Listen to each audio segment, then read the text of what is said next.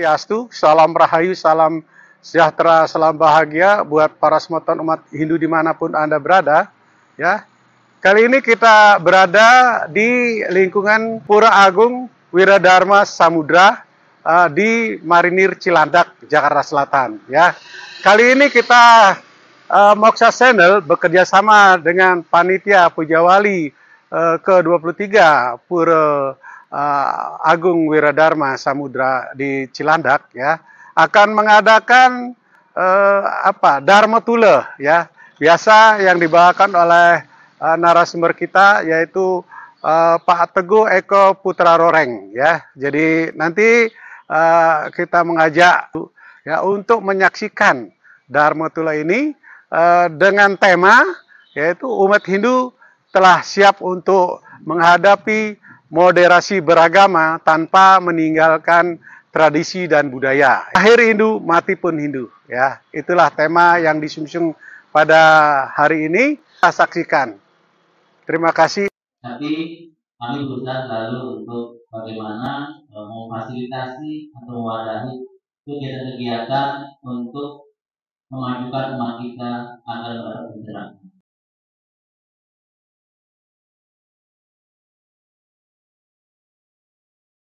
Oke, Pak Wayan selaku Moksha Channel, terus Ibu moderator, adik-adikku semuanya, Bapak Ibu yang saya tidak sebutkan namanya satu persatu, izinkanlah yang menghaturkan salam pananjali.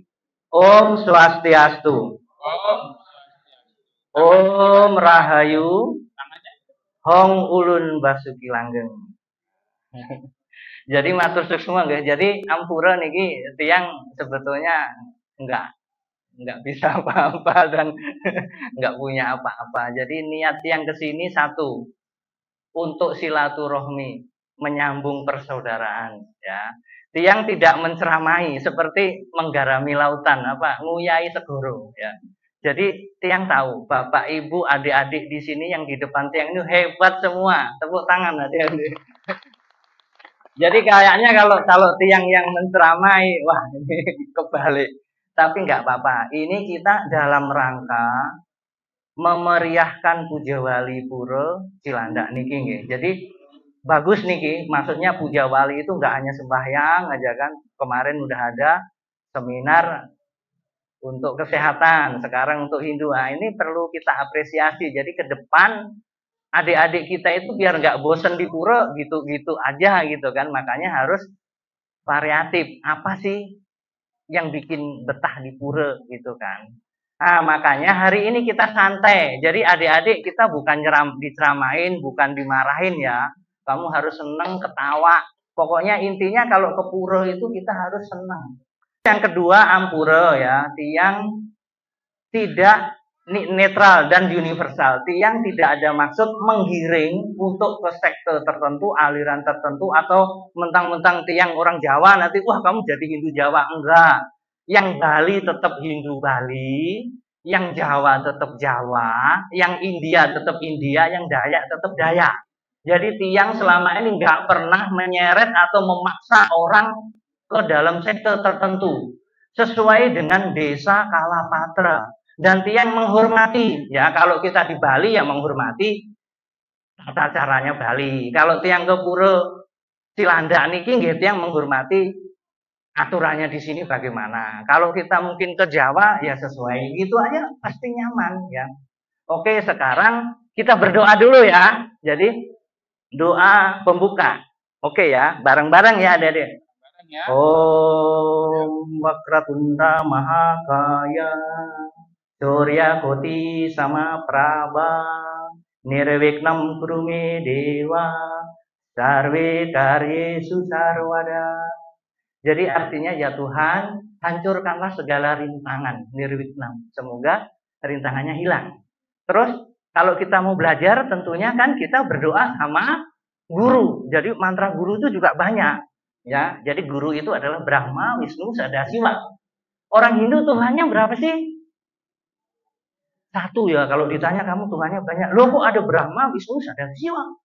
Jadi Brahma itu Tuhan yang satu itu saat mencipta namanya Brahma.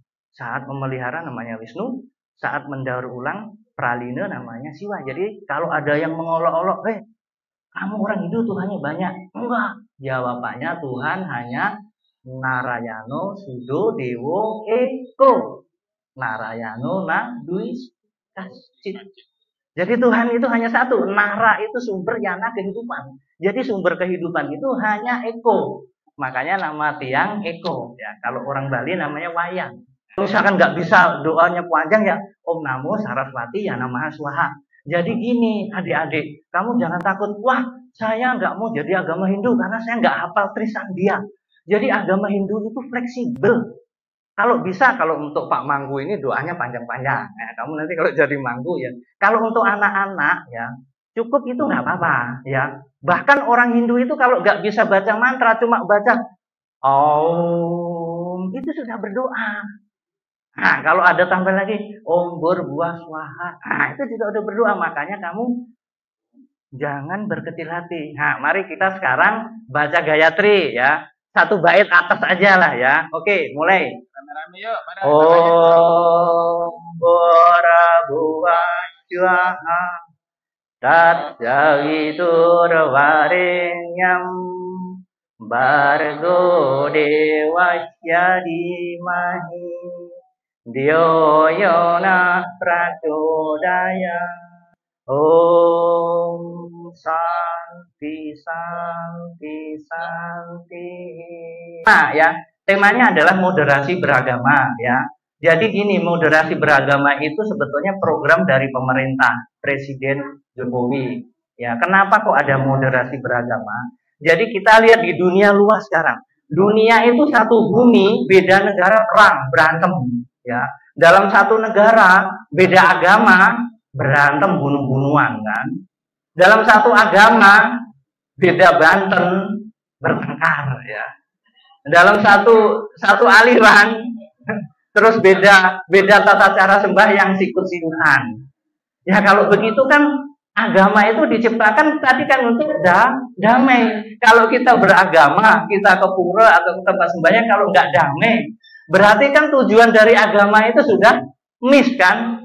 Jadi ibarat menembak itu pelurunya pesiar semua, nggak kena bulatan itu, tapi pesiar semua. Nah, biar nggak banyak yang pesiar pelurunya, ibaratnya peluru 10 itu minimal yang masuk 8 lah ya, yang lain pesiar. Kita juga nggak nuntut kita itu perfect sempurna, karena hanya Tuhan yang sempurna. Tapi minimal kita beragama itu yaitu tadi lah, kalau ada 10 itu yang keluar 2 aja lah ya. Dibikin moderasi beragama. Apa sih artinya? Jadi apakah agama di modern terus di penyampur adukan agama? Bukan ya. Jadi kalau dari segi istilah ya, moderat itu berasal dari kata bahasa Latin moderato. Kalau bahasa Balinya madil atau nengah atau tengah. Jadi tengah-tengah. Jadi kita hidup beragama itu harus tengah-tengah, jangan terlalu ekstrim, jangan terlalu lambat ya. Makanya itu disebut moderasi beragama. Jadi misalkan gini, kita sembahyang, tiap hari sembahyang, nggak makan, nggak minum selama setahun. Padahal kita harus bekerja. Itu kan menyiksa diri. Akhirnya kita sakit. Nah, itu juga nggak benar. Terus yang kedua, itu kita nggak pernah ke pura, nggak pernah sembahyang, cuek, masa bodoh. Itu juga nggak benar. Yang benar apa? Kita harus tengah-tengah. Atau dalam bahasa Sanskerta, dalam bahasa Weda kita disebut satwik. Nah, dalam kitab suci kita, ajaran Hindu, itu ada namanya trigunas, 3 guna atau 3 sifat, yaitu rajas atau serakah, sombong, aktif, ya, tamas, malas, bodoh, dan satwik. Nah, kita itu moderasi beragama itu bagaimana beragama menjadi satwik. Nah, cerita rajas, sattva, tamis emang ada di kitab sucinya Hindu, ada nggak? Adik-adik, ya. Kan sama Pak Guru Pasraman udah diajari. Apa coba? Salah satu contoh rajas, tamas, satwik itu ada di kitab apa? Nah, mau bercerita enggak? Nah, kita cerita dulu ya. Nah, tadi kan udah berdoa nih, ya sekarang cerita. Jadi itu diambil dari kitab Ramayana. Ya, di situ ada bagian namanya Rahwana yang sedang bertapa, ya. Jadi Rahwana itu adalah putra dari Begawan Wisrawa. Ibunya namanya Dewi Sukasi, itu adalah putri dari Raja Subali dari Alengka. Kalau kita taunya Rahwana itu jahat, kejem, ya memang ibaratnya kata Pak Wayan dua benede. Ya, jadi di dunia itu pasti ada dua. Orang yang jahat itu tidak semua jahat. Orang yang baik tidak semua jahat. Jadi itulah dua sisi, dua benede. Rahwana itu sebetulnya awalnya seorang yogi atau seorang yang sembahyangnya luar biasa. Dia mengadakan ritual yatnya. Dari kecil sampai gede dia bertapa dengan satu kakinya. Tangannya diangkat. Dengan adiknya yang namanya Kumbakarna dan Wibisana. Dan yang jaga adalah satunya. Rahwana ini saking rajinnya sembahyang akhirnya mabuk agama. Ya, ekstrim lah dia. Dia pokoknya pengen saya sembahyang itu saya harus kuat, saya tidak bisa dibunuh oleh siapapun. Akhirnya Rahwana ini kesel sama Tuhan. Tuhan, saya sembahyang tapi saya nggak kaya-kaya, saya nggak sakti-sakti. Akhirnya apakah Tuhan kurang puas dengan persembahyangan saya? Dia sudah mensembahyangan kumpam, palam, patram, ya, daun, buah semua dikasihkan. Akhirnya karena dengan kemarahannya dia potong kepalanya itu kan, Rahwana itu dimasukkan ke kunda persembahyangan itu kan. Potong lagi, del, nyambung lagi, del, nyambung lagi. Akhirnya baru ke-10 kepalanya itu Dewa Brahma datang memberikan anugerah atau darsan. Ya. Ditanya, hei Rahwana, kamu itu sembahyang kok ekstrim banget, kamu ngapain? Ya Dewa Brahma, saya minta anugerah, saya biar kuat, tidak terbunuh oleh manusia, dewa dan sebagainya. Oke, saya kasih anugerah sama kamu. Ini adalah simbol dari Rajas. Berikutnya, adiknya yang badannya besar itu, gemuk itu kan, Kumbakarna namanya. Kumbakarna, kamu sembahyang, tujuan kamu untuk apa? Ah, saya mau nggak punya tujuan, saya ikut-ikutan aja. Yang penting hidup saya itu makan tidur. Ya sudah, berarti kamu itu hidupnya tidur aja. Kamu bangun-bangun kalau udah lapar. Makanya kalau kita makan tidur ya, mangestu, ya, mangan, turu, itu disebut Kumbakarna.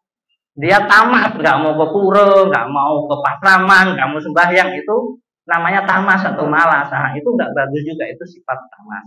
Nah, kemudian adiknya satu lagi namanya Wibisana. Ditanya, Wibisana, kamu sembahyang itu untuk apa? Ya Tuhan, saya sembahyang itu keikhlasan hati saya mempersembahkan bakti saya. Kamu minta anugerah apa? Apapun yang kamu anugerahkan ya Tuhan, saya akan terima. Kalau istilahnya bahasa Jawanya, nrimo ing pandum. Jadi intinya kita kalau sembahyang itu harus ikhlas, nggak boleh pamrih. Dan nggak boleh marah-marah, nggak boleh kecewa, terus nggak boleh merasa paling benar, saya sudah sembahyang, enggak. Itulah Wibisana. Akhirnya Wibisana nggak minta anugerah pun diberi anugerah. Hei Wibisana, kamu akan pinter dan bijaksana walaupun kamu nggak belajar. Jadi Wibisana itu nggak pernah sekolah, tapi dia sudah pinter. Dia tahu mana yang baik, mana yang buruk. Seperti angsa, kendaraannya Dewi Saraswati, dia bisa memisahkan ini kotoran di dalam air itu kan, hamsa namanya, itu bisa menyaring ini lumpur, ini bukan. Ya, jadi itu ceritanya. Ya, nah kalau enggak nanti adik-adik lihat filmnya kan. Makanya adik-adik pengen jadi siapa nih? Rahwana, Kumbakarna, atau Wibisana? Ya, bagus. Berarti nyambung, berarti kamu nggak ngantuk. Nanti tak suruh nyanyi. Oke. Nah, terus berikutnya moderasi beragama itu ada poin-poinnya ya. Ya, ini dalam rangka 17 Agustus kita peringati. Jadi salah satu indikasi moderasi beragama itu adalah wawasan kebangsaan ya. Jadi kita beragama itu jangan justru kita membangkang atau sama pemerintah, karena itu nggak boleh ya. Adik-adik taruna juga seperti itu ya. Nanti jadi tetap kita wawasan kebangsaan. Kebangsaan itu artinya apa? Kita berbicara di atas suku, agama, dan golongan. Jadi kalau sudah bicara nasional itu jangan bawa-bawa agama, jangan bawa-bawa suku. Kita tetap beragama, tapi kita tetap menghormati yang lain. Yang kedua adalah toleransi. Orang Hindu sangat toleransi, ya. Karena apa? Kita punya ajaran namanya Wasudewa Kutumbakam. Jadi semua manusia itu adalah bersaudara. Makanya tiang kesini tadi sebetulnya bukan untuk mencerampai Bapak Ibu dan adik-adik. Kita mencari saudara. Tiang sebagai umat Hindu Jawa terus bisa orang Bali bisa terima tiang itu astungkara. Matur semua. Walaupun kita berbeda, bajunya beda, tapi kita tetap tujuannya dharma, ya. Sama manunggaling kawula Gusti. Jadi Hindu itu sangat toleran. Yang ketiga adalah ahimsa, tanpa kekerasan. Jelas ajaran Hindu itu sangat menghindari kekerasan. Ya, itu sudah jelas, ya. Yang keempat baru orientasinya kepada lingkungan semesta. Jadi makanya orang Hindu itu ajarannya sama, ya. Tatwa, susila, acara. Tapi berkembang sesuai dengan desa Kalapatra. Karena orang Hindu itu sangat menghormati budaya. Kalau Bantennya orang Bali pakai pejati, ya apa? Ya itu ada kelapa, ada paras dan sebagainya. Bantennya orang Jawa pakai cok bakal, ya ada polo pendem, polo samar, ada kelapa sama intinya sama. Bantennya orang India namanya kalasa, ada kelapanya juga, cuma dia dibungkus tatakannya itu pakai mangkok. Kalau orang Bali pakai busung, ya sama aja. Jadi nggak usah kita berantem. Oh Bantennya kok Jawa beda, ini beda. Ya memang Hindu itu beda. Karena Hindu itu menghormati kearifan lokal. Jadi biarlah yang Hindu Bali ya seperti itu, upacaranya seperti itu ya kita hormati. Yang Jawa ya biarlah seperti itu, ya. Yang India seperti itu karena Tuhan itu menciptakan 3 Meru, 1 Mahameru yang ada di India itu simbol Tatwa. Makanya orang India menonjolkan Tatwa. Yang kedua Semeru yaitu di Jawa itu simbol susila, bahwa orang Jawa itu beragama Hindu tapi mengutamakan lelaku, ya. Yang ketiga acara orang Bali itu menonjolkan upakara. Jadi kalau orang Bali Bantennya banyak ya wajar, itu udah sesuai seperti itu, ya. Jadi intinya seperti itu, ya. Jadi kita umat Hindu sangat siap untuk moderasi beragama. Siapa takut? Karena moderasi beragama program pemerintah dan ajaran agama Hindu itu sangat klop. Makanya kita harus bangga jadi agama Hindu. Karena agama Hindu tidak diajari kekerasan, tidak diajari membenci yang berbeda. Kita punya namanya Bhinneka Tunggal Ika, berbeda-beda tetap satu. Jadi kalau ada yang berbeda, kamu jangan marah, kamu jangan anggap musuh. Itu adalah tujuannya sama, ya. Ya itu tadi kesimpulannya. Ya kita tetap agama Hindu. Saya Hindu Bali, saya Hindu Jawa, saya Hindu India. Tujuannya sama. Biarlah yang berbeda-beda, jangan disamakan. Ya, kalau kita umat Hindu aja berantem, nggak mau rukun, bagaimana kita menghadapi umat yang di luar Hindu? Padahal sekarang umat-umat di luar berusaha untuk menarik umat Hindu. Makanya kita harus membentengi dengan satu Brahma Widya. Kita harus tahu kenapa sih Hindu konsep Tuhannya apa, upacaranya apa. Makanya adik-adik harus bisa jawab, ya. Jadi nanti kita para senior ini kan sudah pindah, ya, pindah alam. Kamu yang meneruskan. Jadi Hindu ke depan itu mau seperti apa, nasibnya apa, adik-adik semua. Kita orang tua hanya menghantarkan, minimal meneruskan ini, ya, ajaran-ajaran Weda, Sanatana Dharma kita meneruskan. Kalau kita sudah teruskan kasih adik-adik kita, suatu saat kita kembali ke alam sana, kita sudah tenang minimal beban kita. Tapi kalau kita punya ilmu tidak mau meneruskan, punya harta nggak mau mensedekahkan, kalau kita pergi nanti akan dipertanggungjawabkan karena kita orang itu punya karma pala, ya. Jadi tugas kita sebagai orang tua atau guru itu meneruskan, ya, tradisi-tradisi Sanatana Dharma kepada adik-adik kita. Ya adik-adik juga seperti itu. Harus tetap pinter. Kalau bisa lebih pinter daripada kita seniornya. Kamu harus lebih pinter. Seniornya nggak akan iri hati. Tapi satu, sepinter apa kamu, sehebat apa kamu, kamu harus menghormati senior kamu, leluhur kamu, orang tua kamu. Kita mau hebat, mau pinter, kalau kita nggak menghormati orang tua, nggak menghormati senior, leluhur, nggak ada gunanya. Seperti karma. Jadi intinya itu, ya. Jadi tetap sanggup untuk ajak Bali atau ajak Nusantara ya. Sanggup tidak? Ya, oke, silahkan. Terima kasih.